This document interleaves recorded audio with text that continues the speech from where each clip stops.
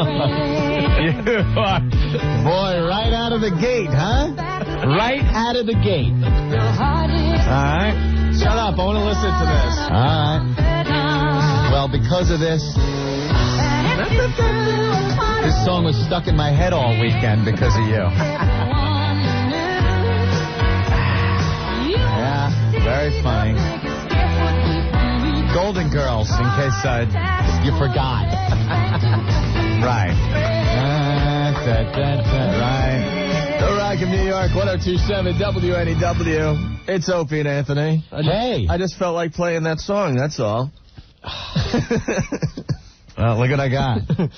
I got my official program for the 65th anniversary Radio City Christmas Spectacular, Opie. You made it. I made it. Anthony it was made my it through weekend. his weekend with the Golden Girls. My weekend from hell is complete. But I got to say something off the top about the Christmas show at Radio City. Mm-hmm. They are right. It is a fabulous time for young and old. Really? Anyone in between is in hell.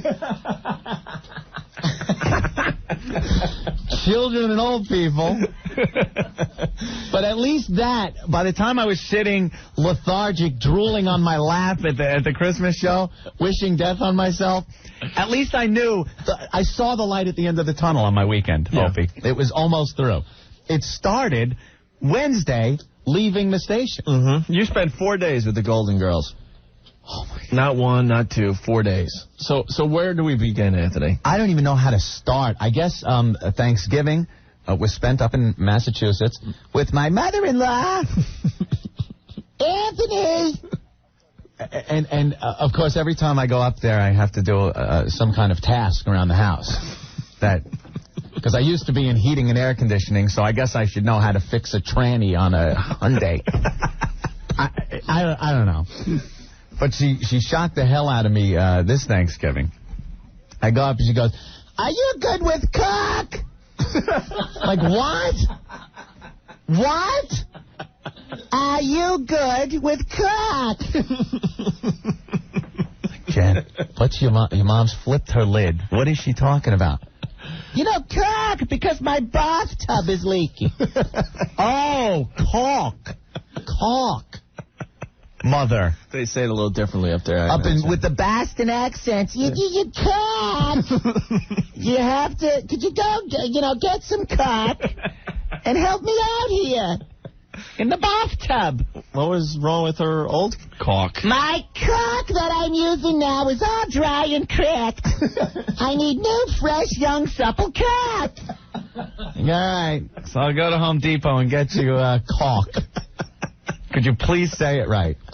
And then twice, and one, because then I got my hat on, of course, because of my hair is like Link from the Mod Squad if the wind blows. Yeah. Anthony, do you always have to have your hat on? What? Every time I see you, you have your hat on. Oh, my hat on, right, yes. She was scaring the bejesus out of me. Oh, my Lord, what the hell was going on? Well, we had Thanksgiving with the relatives on my wife's side. And there are a couple of cool people to talk to at the get-together, but for the most part, everyone's got to talk loud because Annie Dot can't hear. She's deaf. They bring her over the house, sit her in the corner. She's the spitting image of Dr. Zayas. Swear to God. Opie, I'm not kidding. You got to see a picture. Yeah. Dr. Zayas, but she can't hear. So no matter what you're talking about, like I'm talking to one of my relatives, and no, things are going great in New York, NEW, we're loving it, having a great time. What? Great New York. What's that here? What? Oh. All right, go ahead, sorry. but the fun really didn't start until after Thanksgiving. Of course, I took my mother-in-law and Auntie Marg, who is, 80, to New York City, here in New York, to see the Radio City Music Hall Christmas Spectacular. How about we stop you there? It'll be a little tease. Yeah. Because we have Lots to get through today with you and your weekend with the Golden Girls. Yeah, segment 2 will be them getting tanked up on scotch. I dropped them at another elderly woman's house. Okay. Yeah. We'll get into that story in a little bit, and let's get things rolling here. The fax line is 212-957-WNEW. Phone line is 212-757-1027. On the way, we got the Wallflowers and the Rolling Stones, too. Shut that off. It was stuck in my head. 1027 WNEW, the Rock of New York, Collective Soul, the world I know, the Rolling Stones and the Wallflowers, too. It's Opie and Anthony. Hey. Went to the Jet game yesterday. Where's Earl, by the way? Earl had a racist statement that I want to... Racist? A big-time racist statement. What did he say? He says that Giant fans are more behaved than Jet fans. How is that racist? That's as bad as saying white people are more well-behaved than black people. Was that what he was saying? Heck yeah, you can't make a comparison like that between the Jets fans and the Giants fans. Oh, my God. The Giant fans are more mature and they're not as rowdy, he says, than the Jet fans. I don't know if you can make the same comparison, Opie. We'll have to ask Earl. Why not? Racism's all about generalizing. All right. He's generalizing the Jet fans and the Giant fans. Well, he's not going to come in here now. Why isn't he going to come in here? Huh. Here he comes marching down the hall. But I was at the Jet game yesterday. Yeah. One thing I don't understand. Great game, by the way, as we all know. He's laughing. Why is the Meadowlands a non-smoking facility? You're not allowed to smoke in an outdoor stadium? A lot of these places are like that now, That's completely ridiculous. I don't smoke. I'll be the first person to bitch and complain if I'm in a restaurant and people next to me are smoking and stuff. But it's gotten a little out of hand. You're not allowed to smoke in an open-air stadium. That's kind of ridiculous, right? It is. And I said that to Earl, who's now in the studio. And, Earl, what did you say? No, I said they're trying to cut down mainly on pot smoking. Pot smoking? Yes. Yeah, but because Jet fans... Most Jet fans. I'm not saying all Jet fans. Some, not most. This is coming from a black guy. This is great. I want to hear this. Some Jet fans. No, you said most Jet fans. Go ahead. I'll take that back. Some Jet fans like to smoke pot during the game. And Giant fans don't like to smoke pot during the game? I said Jet fans are more... they're younger as a whole than Giant fans. Oh, really? Oh, really? Okay. And not as... well-behaved as the Giant fans. Yes, that's true. Oh, that is true. I hear black people like to smoke crack more than white people do. What's wrong with you, Earl? You're a black guy. How can you honestly sit here and say... Thanks for pointing that out, Opie. Well, it is radio. It's just funny this is coming from a black guy. No, why? He can't generalize? I grew up in Corona, which is about 10 minutes from Shea Stadium. Okay. Jet fans are lunatics. When the Jets played at Shea Stadium, they were nuts. I mean, in a good way. They were loud. They were like real football fans. Yeah. So, Earl, when you're driving by like a Jet fan, do you lock your car doors? I'm not on the road during a Jet game. All right, let's say, Earl, you owned a store. Would you follow the Jet fans through the store to make sure they don't shoplift? We're going there, aren't we? Oh, God. You started it. Because I agree. Jet fans are rowdy. No, it's in a good way.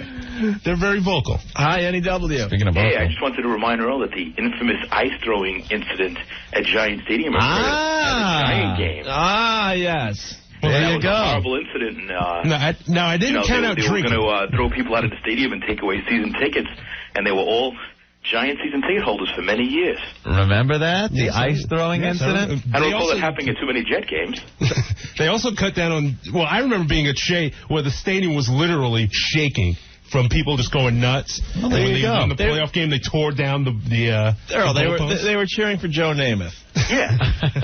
Hi, NEW. Hey. Hi, what's up? Who's this? Opie Anthony and racist Earl. Opie and Anthony.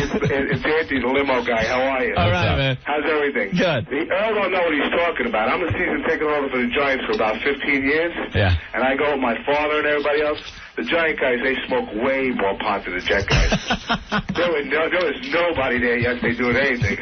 I'm telling you right now. Those guys, Earl does not know what he's talking about. All right, but who has the record for assault and battery? Yeah. Giants fans or Jet fans? Oh, well, at the Giant games, they throw the $1 bills in the circle, and they watch the kids jump over the fence with the security guards, and they throw a beer all over them at the Giant games. The Jet games, they just sit on everybody's shoulders and do J-E-T-S, Jets, Jets, Jets. That's right. Earl, you have no idea what you're talking about. All right, Earl, you're getting pounded. Thanks for that. All right. You're getting pounded, Earl. I walked into that left-handed. The Jets fans were well behaved at the stadium yesterday. Well, I like to think of people on individual bases and not lump them into a group of, say, Jets fans and Giants fans as to how they behave at the games, Earl.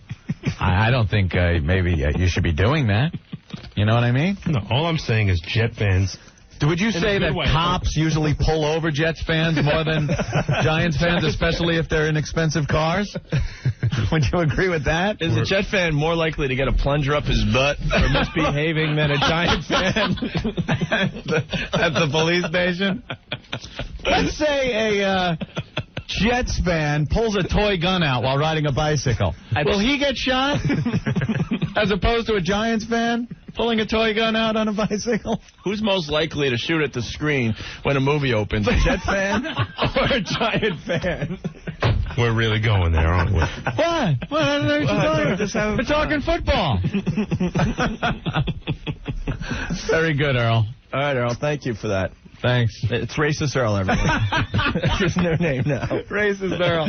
Okay. Oh, brother. More stupidity on the way. We got some Dave Matthews and Pink Floyd next. 102.7 WNEW, The Rock of New York. The latest from the Dave Matthews Band. That's Crush. Coming to town, of course, December 2nd and 3rd? Wednesday and Thursday, something like that? I'm losing track of time here.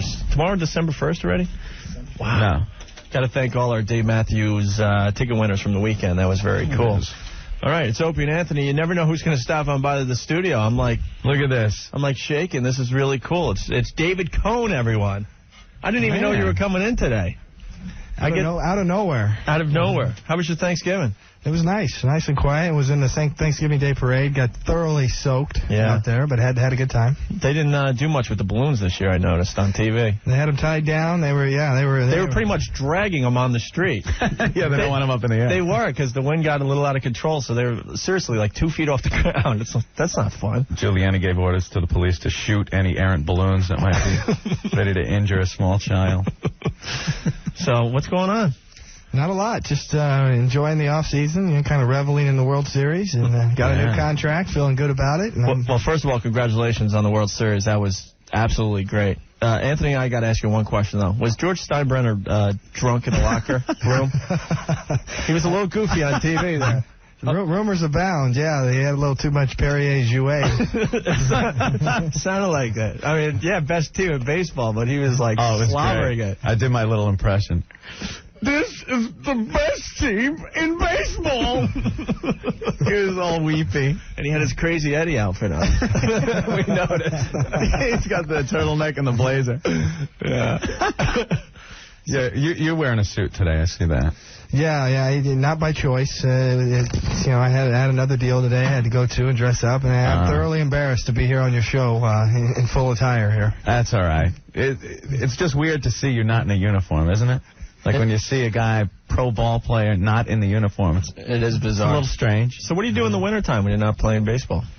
Well, actually, I'm one of the few guys that hangs around New York. Most of the guys, live all over the country, all over the world, really. We got Hideki heading back to Japan. We got El Duque heading to Costa Rica. And I'm one of the only guys that's still around New York. I've kept my apartment here for years. And, I really enjoy hanging around, going to some Knicks games, Ranger games. And no Knicks games this year. Yeah, I know. I'm kind of missing that. I can relate to that. I've been through that labor deal myself. Well, how do you feel being a player? You could probably relate to what the ball players are going through right now? Yeah, I really can. I think they're in a no-win situation. Rather, the average fan's not going to sympathize with the money that's going around. It's billionaires versus millionaires, and it's a PR nightmare. But from a player's standpoint, I understand you try to stand up for your rights. You try to stand up for free agency, and it comes across as asking for more money, and it's a tough situation. Mm-hmm. Do you feel like they're going to play this year? I think it's tough. I think the only thing the players can do is stick together, because everything the owners can do to them, the one thing they can is play the game. Right. So the players are the only ones that can play the game. The owners are still getting paid right now. They got their TV revenue in pocket, and a lot of the rest of the revenue's tied up in postseason. So right now the owners have the upper hand. Oof. It definitely puts a black mark on the sport, though. Like baseball got that whole stigma after the strike. It did, and we're still waiting for some of the fans to come back. We probably lost some fans for life over that situation, and I'm sure there's some NBA fans out there that feel the same way. This was a big year for bringing them back. Well, we talked to a lot of people, and they said between you guys having a great season and McGuire and Sosa and stuff, you kind of snuck back into baseball. This was a key year for you guys.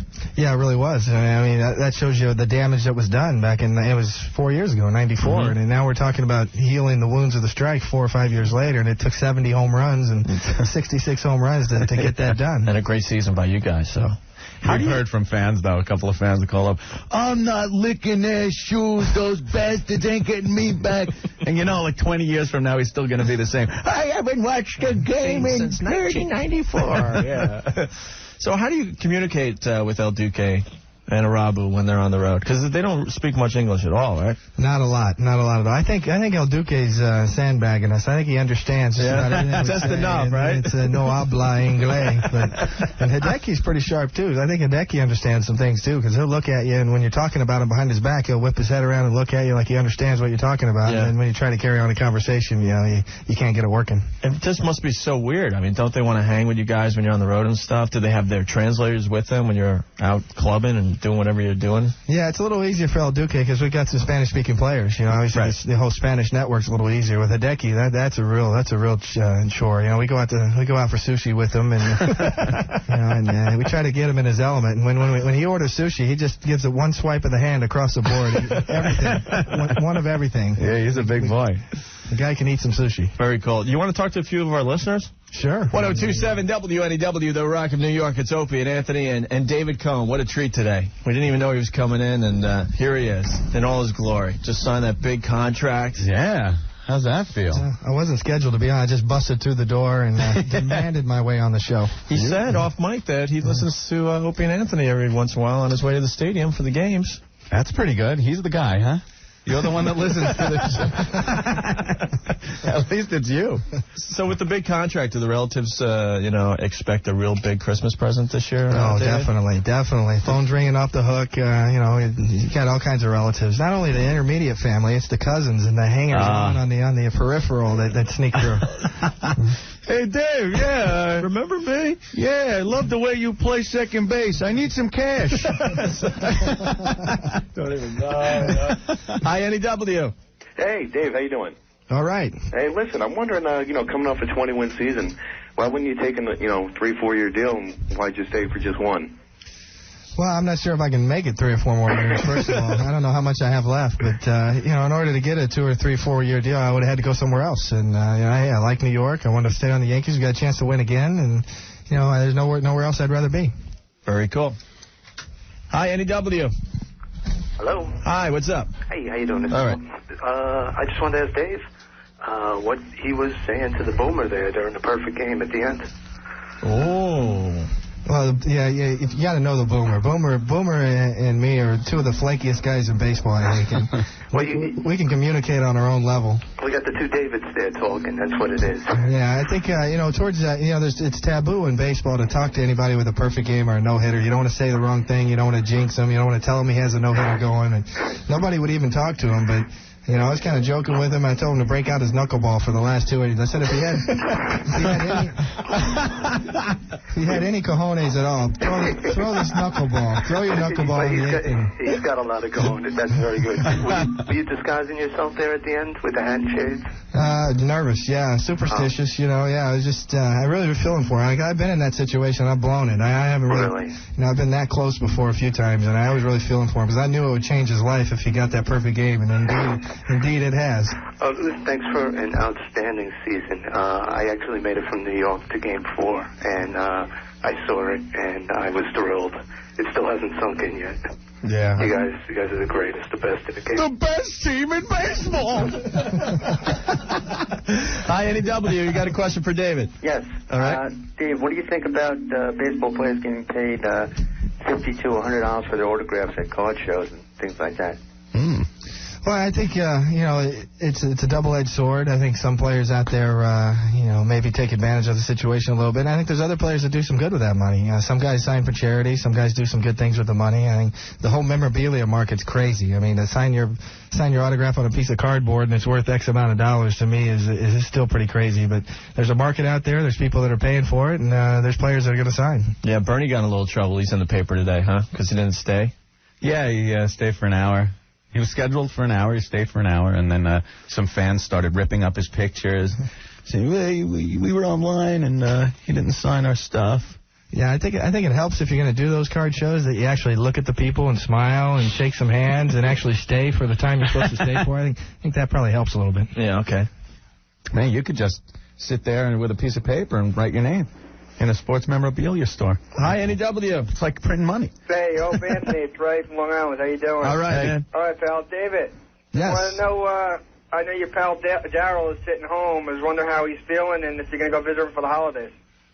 Well, from what I hear, Daryl's doing very well. He's out in Palm Springs. He's going through his chemotherapy routine, and apparently he's tolerating it very well so far. He's obviously not out of the woods.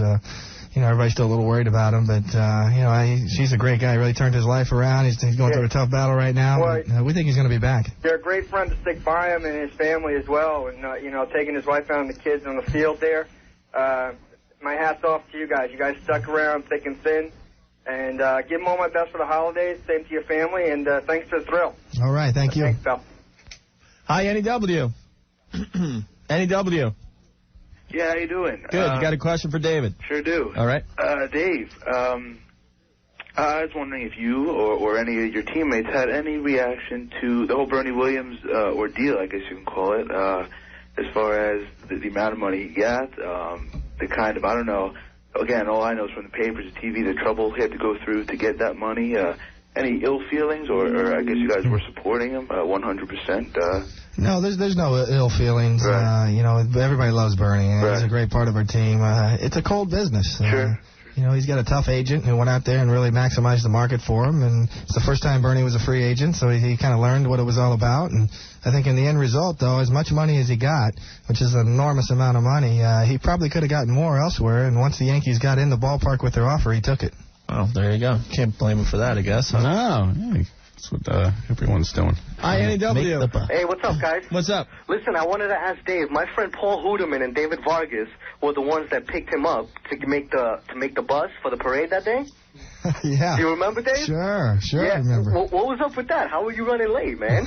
Yeah, what happened, Dave? What's up with that? Well, it was the night before. I was out with Shane Spencer, and he's the talk of the town, and we got no sleep. And it came time to go to the parade, and so we just wandered out on First Avenue and couldn't get a cab. And so I ran out in the middle of First Avenue and flagged down your buddies there in the middle of a moving van and hopped in the front seat. And Shane and I just rolled our way right up First Avenue into the Bronx. And it looked like a scene from the Yankee commercials. I'm telling you, the gear shift between my legs and couldn't get through. The cops wouldn't let us through. And finally we got through. And we brought those kids down to the clubhouse that drove us and met Straw that day. Strawberry came in. We got him some autographs. And believe me, we thought we were going to miss the parade. Yeah, those guys saved us. And here at home, we're thinking you all got limo to the parade and stuff, and there you go. No, we had the Bronx moving van that brought us straight up First Avenue. Hi, NEW. Dave, how are you? Good, thanks. Listen, I was wondering what kind of music dominates the Yankee clubhouse. Is it Boomer or Boomer's Choice, or what? And what do you listen to? What's your favorite musical act? Definitely today Boomer's pitching. You can hear Metallica blasting through the clubhouse. Right on. You can hear Joe Torre just cringing. Yeah, he doesn't look like a big Metallica fan. Joe's going back in his office and putting on the headphones and listening to Sinatra. So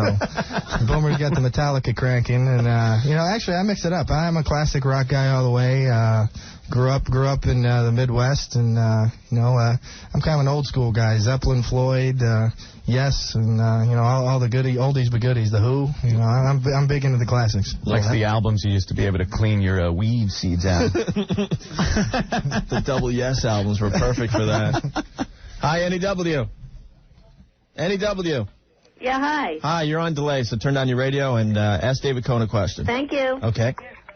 Hello. Hello. Hi. They put the kids on the phone. What? Hi. I just have a question.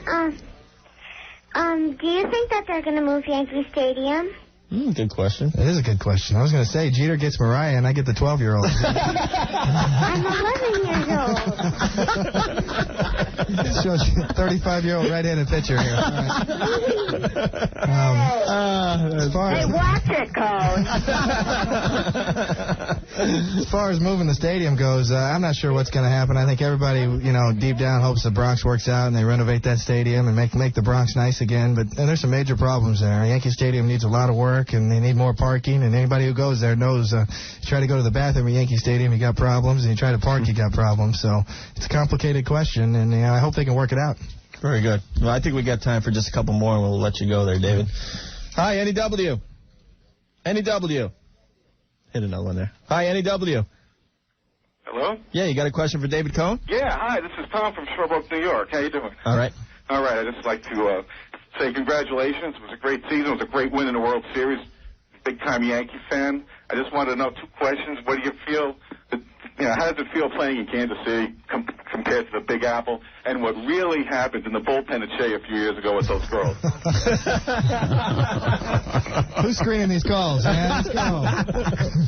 Thought I had some coverage here. I think it's obvious you like to pitch in New York. So. Yeah, definitely. New York's a proactive crowd. I mean, they anticipate the flow of the game. Whereas Kansas City, I love Kansas City. They're in the polite, stadium, though, but in the it's more Midwest. like going to a movie. They kind of react to what happens, whereas New York tries to make things happen. They anticipate you get 2 strikes on a guy, and they're into the flow of the game, and they really anticipate. As far as the bullpen at Shea, I was young. I've made some mistakes in my life, but I will never admit to that one. I guarantee you that one. There you go. Hey, what's the David Cohen Foundation about? Actually, we're doing some work with the Westchester Medical Center. They're trying to build a new children's hospital out there. It's going to be one of the best in the nation from what we hear. And we kind of mix it up. We do a little bit with Sloan Kettering, some of the cancer kids. And, we've helped out the LaBelle Foundation, which is for wayward kids in upstate New York. So, we're just starting the foundation. We're trying to figure out how to make it work and how to allocate the funds. But we've got some good ideas and trying to get it going. Very cool. Well, this has been a treat. Unbelievable. Definitely. David, thanks for stopping by. We really appreciate it. Sure, my pleasure. David guys. Cohen, everyone. I mean, we never get a crowd in the studio, so let's hear it for David. All right, we still have David Cohen in the studio. He wants to play DJ real fast, and you want to hear this one, David? Absolutely. You got to talk it up, okay? Well, I'm a big Who fan. I think one of the greatest rock and roll bands of all time, and Eminence Front, to me, is one of the classic songs in my book. All right. All right, now you got to tell them what station they're listening to. Oh, where are we at? Hey, where are we? Just kidding. Hey, listen to it all the time. The Rock of New York. 1027 WNEW, the latest from the Goo Goo Dolls, that slide off Dizzy Up the Girl. Come on. Yeah, right. All right, so are we on part 2 of your weekend from hell, Anthony? I was just sitting around here laughing and everything. Thinking about... All right, this isn't necessary. Right when this song gets out of my head... Yes, my weekend with the Golden Girls. Well, yes. I mean, you didn't spend one day with the Golden Girls. You spent 4 days with the Golden Girls. It started Wednesday, I went right after the show. Right. I went up to Massachusetts to have Thanksgiving with my mother-in-law and my wife. We went up there. And it didn't end with that. We didn't say, all right, thank you for having us, and leave. Right. We packed up the car with my mother-in-law and Auntie Marge, who is 80 years old. She's like the lady from Vacation. Oh, my God. She is, though. She is. Blind. She's blind. Right. She can barely see. And she's got, I guess, at 80 years old, you got problems breathing unless the optimum air conditions apply, humidity and temperature. So she's always pulling out the little, like, the what do you call that? The little thing, like the Primatine mister things. Yeah, yes. And that was my weekend. Did you tie her to the roof of the car for the ride back down to New York like they did in Vacation? No, you know what? I was lucky because she slept. Yeah. Annie Marg, it's time for the Christmas Spectacular at Radio City Music Hall. Oh, that doesn't sound good. Yeah. Oh, it is 78 degrees in here. She is used to 77. This could really shock her system. All right, so you got the whole gang. Yeah, and down we from Massachusetts back to New York. Yeah, to continue your weekend with the Golden Girls. Yeah, so Friday night is an easy one because I have to drop them off at a friend of Judy's, my mother-in-law, because she used to live on Long Island. So we drop her off at this neighbor's house of hers, who I guess is, I don't know, she's got to be in her, I don't know, 70s? So you had more Golden Girls. You were gaining Golden Girls as the weekend continued. 3. You're up to total 3 now. Okay. Walk in the house, and I don't know if there's an old woman custom, but they start comparing prescription drugs. I'm not kidding. They pulled, like, at one point, my mother-in-law is talking that she's nauseous. And the woman that they're over her house, you know, it could have been the scotches. Yeah. No. It's not the bottle of wine and the scotch and sodas. I asked for just a splash of soda. Put too much soda in. Right. And then she's pulling it out, and the woman, Evelyn, I guess, pulls it out, and she's going, "Oh, Judy, look at these pills. This could be making you nauseous. I take is this the generic?" And they're going back and forth about prescription drugs. Comparing their drugs. Yeah, back and forth. And I'm sitting at the table like, yeah, this is great. Fantastic. What were they drinking at this point? Ensure with vodka? Yeah. Ensure shots. Shots of Ensure? Shots of Ensure. Okay. Listen, and they're getting tanked. And I got to go. So we finally, that was my first reprieve from them, was we were able to leave that house and leave them to their whatever. I'm getting drunk. I don't know. But then we had to come into Manhattan on Saturday and get hotel rooms. Which, who paid for that? You did. Must have been somebody. Oh, yeah, that's right. It was me. This past weekend, I might as well have put a teller machine on a hand truck and just wheeled that around with me. Just slide it through. Guess how much for parking for this weekend? How much? Alone. Weekend? Anyone? I'll go $60. Yeah, $150 in parking. That's no joke. Where the hell were you parking? Well, first, when you think about it, I drive in, and we have to keep parking at different places because they can't walk within a 100-foot radius of wherever you are. So we're taking cabs and parking. So I had to park for the hotel, and you get them a room, of course, at the Lowe's on Lenox, which is a room that was like a postage stamp for $200. Thank you. Each room. So I need one, and Jen me and Jen need one, and they're sharing one. and then we go to dinner, and they're smoking like fiends. Annie Marcus had cancer. And how are you doing? How's the radio? Where did you guys eat? What did we eat? Where? Oh, we ate at the hotel restaurant. Because we walk around so much that no one knows what to do. What am I going to do with 2 old ladies in Manhattan? Not much. What are you going to do if you're with 2 old ladies in Manhattan? Pretty much eat. Yeah. That's what you do with old people. Because there's nothing to do. Oh, yeah, we're going to go to flash dances. Catch us a lap dance. And no, I wound up getting dragged to Planet Hollywood. Yeah, this is great. My idea, New York City. Woo! But it's just such a good thing that, with the holidays around and the nice warm weather we were getting and everyone shopping, busiest shopping weekend, that Manhattan really wasn't that crowded this weekend. Boy, there was no one in Planet Hollywood. Yeah, the tourists don't like to go there at all. Oh, no. And the whole city was pretty much deserted. Yeah. Yeah. So I could go in there real quick and get the drink I really needed. Yeah. Packed. Really? Packed. 5 deep at the bar. Did you get the Michael J. Fox martini? Yeah. Shaken, not stirred?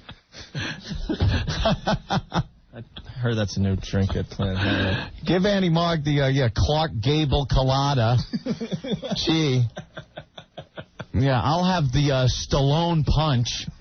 Boy, this is really making me feel like a New Yorker. Yeah, this is great. Every rube is in there looking at memorabilia that, I don't know.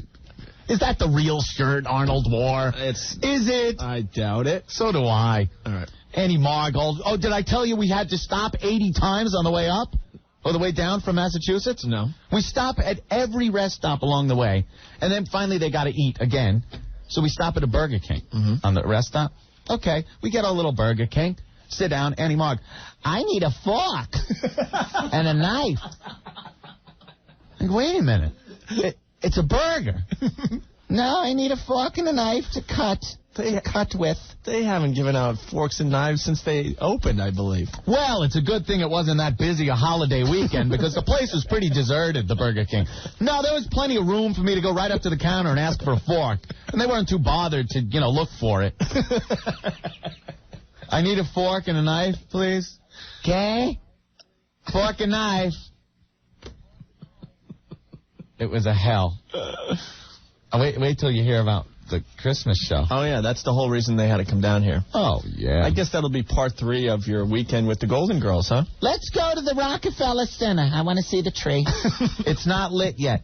Well, let's go see it anyway. So we went to see a big tree in Rockefeller Center. And not many people go there around this time of year. No. Which is good because there was plenty of room to walk and everything. Must have got right up to the tree, took a look, and it probably took you, 5 minutes? It was packed. You couldn't even move. Shoulder to shoulder. People. And I'm staring at this tree. Mm-hmm. And it's just a tree at that point. It's not decorated. There's nothing going on. It's 65 degrees out. And I'm with 2 old ladies. The Golden Girls. The Golden Girls. Very good. All right, we'll get to part 3 of your lovely little weekend in a little while. All right? Got something for the show? Give us a call, 212-757-1027. You're an L over there. You gotta be lying. No. What are we doing? We've been working on this for 3 months. Oh, come on, get out of here. It's like we're taking anybody in our meetings. We're taking vacation time. We can't go through one of those messes. No. We want you to be like the Dick Clark. Yeah, we'll be dicks, all right. We'll be a couple of dicks. Dick Clark, you want us to be? Oh, come on, that's a joke, right? No. The top 99 artists? Then why don't you do the Opie and Anthony Rockin' New Year's Eve party? Yeah. We could do that. Rockin' New Year's. We'll incorporate the top 99. Top 99. How does it work? It's 99 artists? Well, we're not going to have a countdown. We're just going to play great songs. He's serious. Right. Yeah, absolutely. Oh, no. Absolutely. All right, so who's artist number 99? Yeah. I have no idea. Andrea handles all that stuff. Blues Traveler Lee, someone cool, or is it going to be like Supertramp? And who's going to be the number 1? I don't think Supertramp makes it in the top 99. All right, good. Let's wreck it right now. It's going to be Zeppelin. Zeppelin will be number 1? No, I don't know. It's got to be. No number. It's not a number. Well, then how come it's the 99? It's an inclusive group. We haven't ranked it. So why can't we just run it as regular programming? We can. But it's just, we're only... But there's going to be these cool little... artists. The top 99 artists. N-E-W. So if we just eliminate all that, all the bells and whistles, it's just like our regular program. Well, you can go into a church and tear it apart, too. I have. There'll be nothing left. Sometimes you need a little pageantry, a little... Really? Yeah. All right, can we take... some time off right around. When does it start? I already asked you today if you're taking time off. Well, you didn't tell us we were doing this. We're Iron Men. When does it start? 3 o'clock. 3 o'clock on New Year's what? Eve. It's not a countdown. All right, we won't be. We're not in on New Year's Eve. We're not going to be here. It's not a countdown. It's got numbers in it for some reason, but it's no countdown. We can't be no number. You have to have, boundaries. It's not going to be 99 artists. Number 25. Nothing like that? Well, if they could do those for us. Yeah, I can do that. 99 of them for us. I think our listeners are smarter than this. They know that it's a clever rouge. Yeah. No, it's called a feature. It's a program. It's a feature. The news is a ruse, right? They have 30 minutes to do the news. They can't run all the stories, so they have to run the top story. It's a feature. Okay, so it's the top 99 artists, but we won't call it that. No, there's not a countdown. This is what the meetings are like in the afternoon before you go on the air. Ixnay on the umbersnay. And why didn't we play Alice's Restaurant this year? Yeah, whose decision was that? I would say, in view of that last phone call, it was a tremendous oversight. Oh, is that it? Who's responsible? Who will be getting the hate faxes and hate emails for that? You? I think we spread that blame. Ultimately, yes, it always ends up. It always goes to Gary. Yeah. Okay, I thought that maybe that would get divvied up into everybody's mailbox. mailbox. I think we did play it at 11. People missed it. That's a good idea. It's not that we didn't play it. We just played it early. Screwed up. Yeah, Lisa Garvey blew it. Yeah, we screwed up because of daylight savings time. Sorry about that. Well, there's something to look forward to. The top 99 artists. That should get the listenership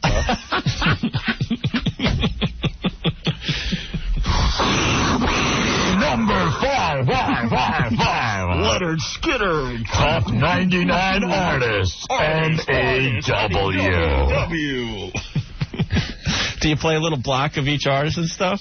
I don't know. It's open for formatting right now. Can't we just blow it off and come up with something like the listeners want to hear? Sure. I tell you what, why don't you figure out what the listeners want to hear, and then we'll do that if it's better. Okay. All right. I'm open for that. That's fair. Yeah, we could think of something, maybe. Well, we'll see. It's a new position for you, so, have at it. We're going to start giving away the tricks of the trade, though.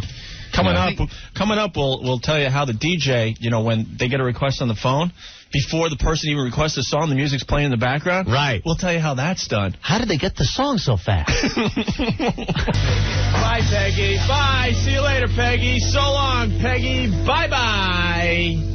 Guarantee you're still listening. The Rock of New York, 102.7 WNEW. It's Opie and Anthony. Little lovely Peggy asks in her facts, what happened to NEW's Cutting Edge? And her definition of NEW's Cutting Edge, Anthony? Yeah. Is?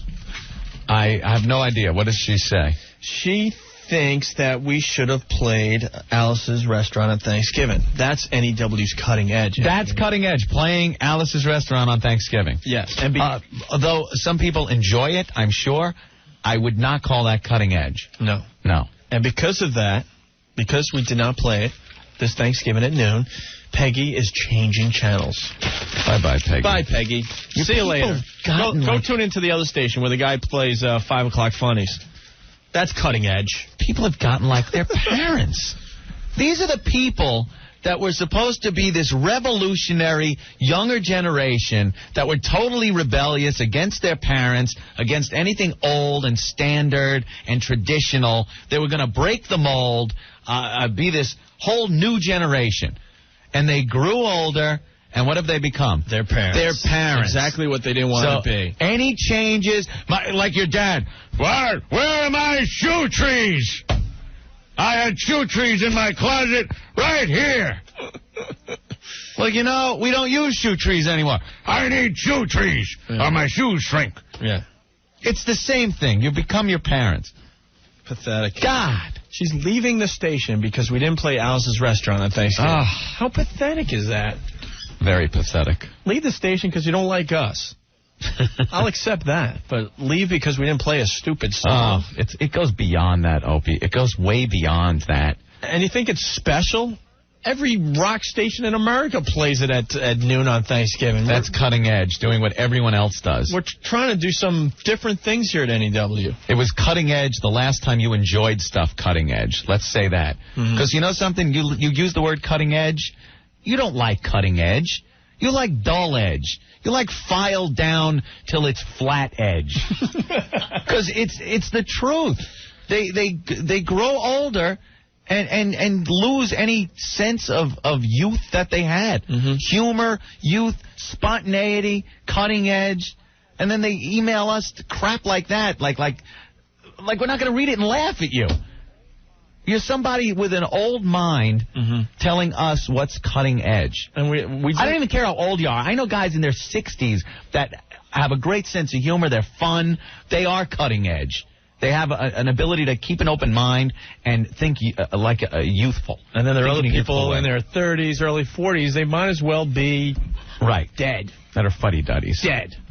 But I don't think you know what cutting edge is anymore, so don't go trying to tell anybody what it is. And Anthony makes a good point. When you write a letter like that, Peggy, we read it and we laugh at you. Yeah. You think we sit here and go, oh no, we lost Peggy. Is it too late? Can we still put the record on the air? You know? It's like when an old person comes up and sees kids dancing and go, that's the hustle? What are you doing there, the hustle? I know the dance moves, the new dance moves. That's the hustle. Yeah. It's like you just look stupid trying to talk about anything. Please. But all the other thing, I guess some some lucky ex-listener got a letter into the editor of Newsday. Yeah. Is encouraging all the other listeners or ex-listeners to fax and write NEW about tune away about the changes they've made at NEW and how Opie and Anthony are the new menaces on the block and let me tell you something. Everybody no one was happy letting Dave Herman go and Scott Muni go from WNEW. They've been cornerstones here at the station for many years. Station was built on Scott Muni, I think, for many years. Yeah. But think back to things like television. Uncle Milty was hysterical, a pioneer in television. But it just gets to a point where you have to move over so Seinfeld could move in. It's like you don't want to see Uncle Milty on Spin City unless he's making a cameo. Right. You know what I mean? Uncle Milty getting on TV, wearing a dress, going around, wow, wow, wow. People are going to watch and go, this isn't funny. Yeah. They're not going to watch anymore. And it just wouldn't be relevant to today's times. Right. So you have to change. Move on. Yeah. You could use certain things that they did, be inspired by what they did, but you have to move on. Yeah. And get to today. Right. And by the way, the point I was making with the letter to the editor, they were encouraged to fax and write NEW. We got 2 letters. 2. And Anthony and I read them while the music was playing. We laughed our butts off, and then we lit them on fire. Still smoking. Yeah. So if you are gonna try to fax the letters in or send them, don't send them while we're on the air because they'll never get to the boss's office. I'll tell you right now. Right. So. All right. I wanted to talk about the Furbies. All right. We'll talk about the Furbies next. All right. The Rock of New York, 102.7 WNEW, Whole Celebrity Skin, R.E.M. Orange Crush before that from the Green CD. It's Opie and Anthony. Hello. Furby Mania has hit the city. Jesus. Did you get your Furby yet, Anthony? No, I didn't get my Furby. Why not? You're not waking up at 4 in the morning to wait online to get your Furby? No. I actually heard that there was some women got into a fight in a mall. Yeah. Over a Furby. Yes. And were biting each other. Could you imagine that scene? I would stand on the Furby line just to see the fights that these people get into for their Furby. Well, we should explain this. First of all, why is the Furby the most sought-after toy this year, Anthony? Does anyone know? No. I don't know. I don't see the attraction. I guess it's just like the Sing and Snore Ernie and the... Well, every year there's a hot toy. Yeah. This year it's the Furby. Last year it was the Sing and Snore Ernie. The year before that was the Tickle Me Elmo doll. Oh, boy. And this goes all the way back to the Cabbage Patch doll. Remember that? Yes. I think that was the first toy that started this... the shortage with the people going crazy. This mania. My kids have to have this. Why are we believing the hype? I personally am not believing the hype. I hope if you're listening to us, you're not believing the hype. It's all hype. The toy company gets together and says, we need a hot toy. So they throw something together like the Furby, and then next thing you know, they tell you it's the hot toy. The kids don't know that's the hot toy. Yeah. Well, something starts this buzz on these things, and whatever the toy is, if the company that makes the toy is smart, they start putting out limited quantities of it. And that increases the value of it. The value because, it's oh, my God, you can't find one. Now, last year, the toy company will remain nameless, but you and I were doing a promotion when the Sing and Snore Ernie was big. And we had a little friend of ours that worked for this toy store. Large toy store chain. And he goes, guys, you want to see something? We go down the aisle where the Sing and Snore Ernies were, because that was the hot toy last year. Not one Sing and Snore Ernie. People online, waiting, trying to figure out how they're going to get their Sing and Snore Ernie. Guy goes to Anthony and I, goes, follow me. Goes to the back of the store. There was a whole room filled with Sing and Snore Ernies. Right. Filled. Yeah. And every morning they put out 4 or 5. Yeah, and then they have a big line of people. It's like, okay, here it is. Oh, that's all. Yep. Sorry. So then it ups the demand for this stupid toy. And then when you get close to the holiday, what do?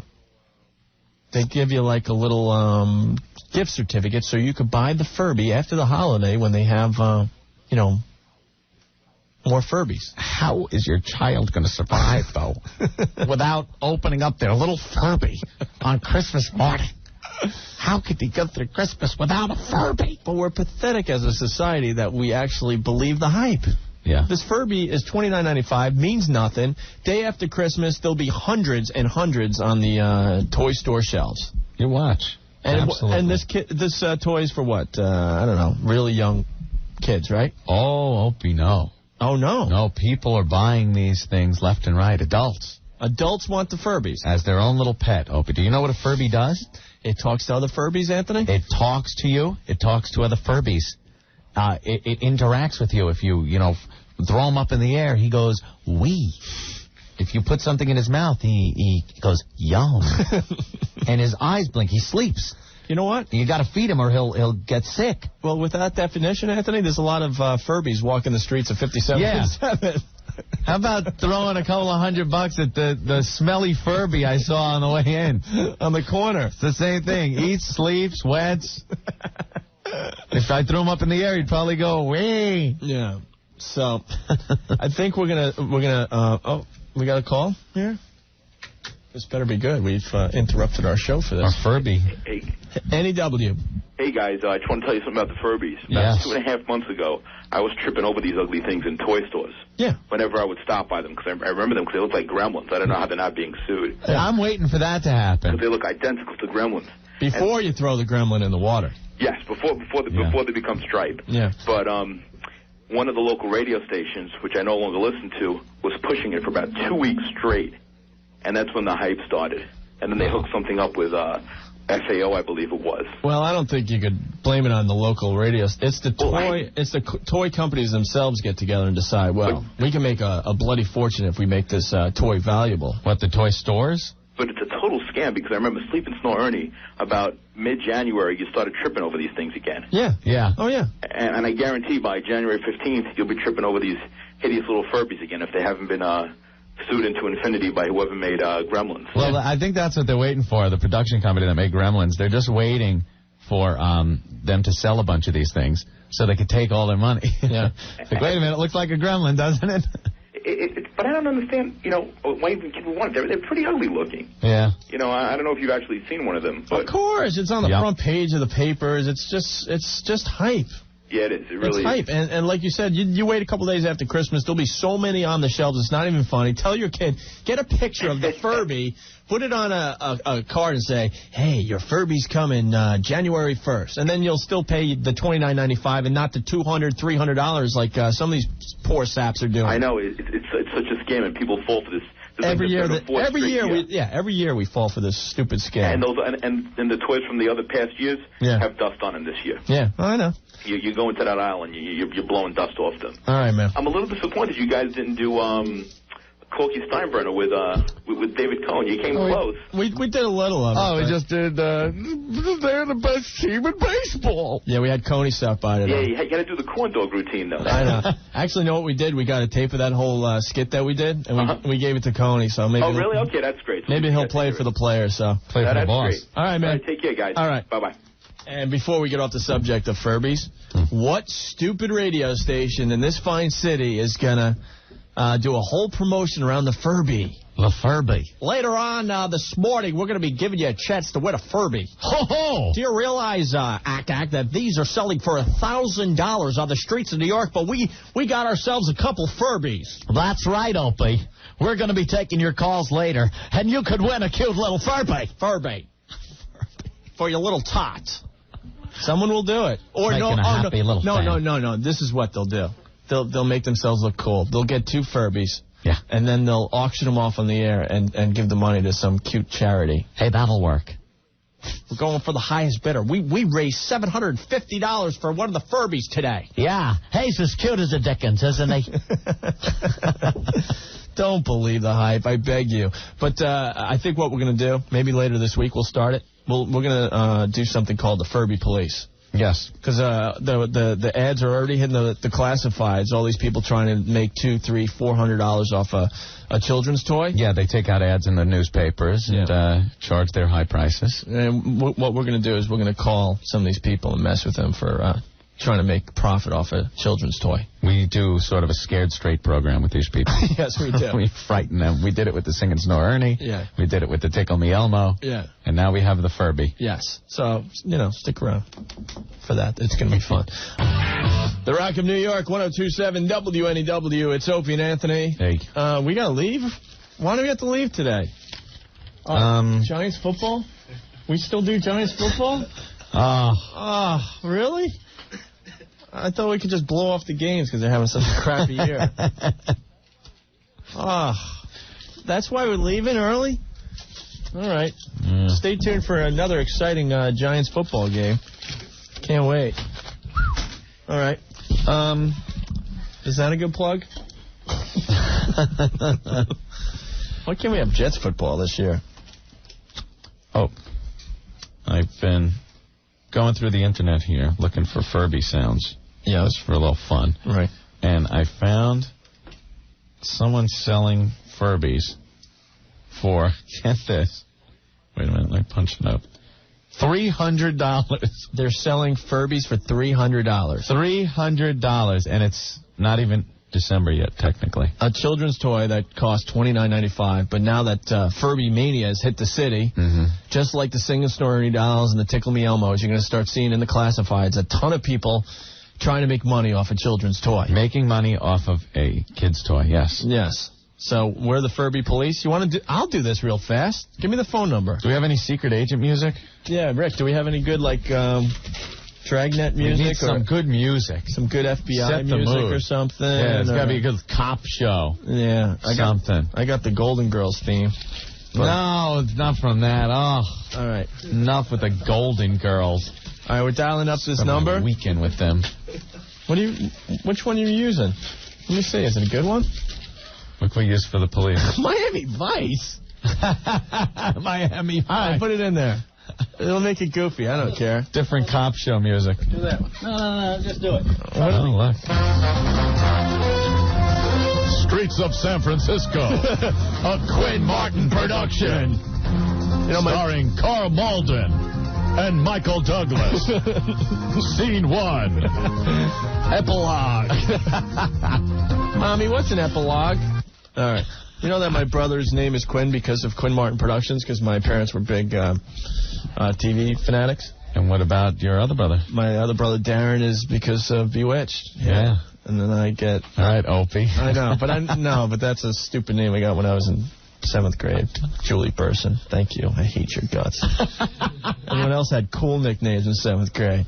Hey, freckle-faced kid with the glasses, you don't have a nickname. Stand up. This is what they did to me. Stand up in math class, 7th grade. So I stand up and thin, got my stupid tube socks up to my knees, my cut-off jean shorts because we were too poor to get the real ones, sitting there with my glasses, my freaking cowlick, in front of the whole class. I was mortified. It's not going to be Tiger. Tank. No. So they start taking turns. Okay. One kid raises his hand. Let's call him Four Eyes because of the glasses. Then another kid goes, how about Howdy Doody? And then another kid goes, how about Will Robinson from Lost in Space? And then Julie Burson stands up and goes, I know. Let's call him Opie. Opie. And I've been stuck with the name since 7th grade. So a lot of people think it's a radio name. No. All right. It's a tragic story. It's brutal. What? Give me that note. What were you going to say? A nickname. He doesn't have the balls to say it. Let me see.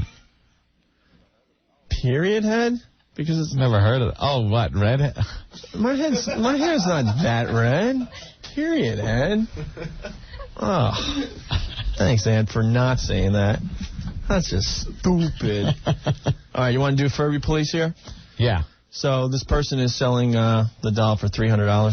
$300. This goes for $29.95. All right, let's start the Miami Vice music and try to get him on the phone here. Oh, no, that's right. We're going with this one again. Be $100? Sir, I'm not to commit to anything. My husband is handling this. I'm desperate. I'll give you $100 in sexual favors, whatever it takes. You know, you're just lucky you just called the state police department. This is being traced. No, it's not.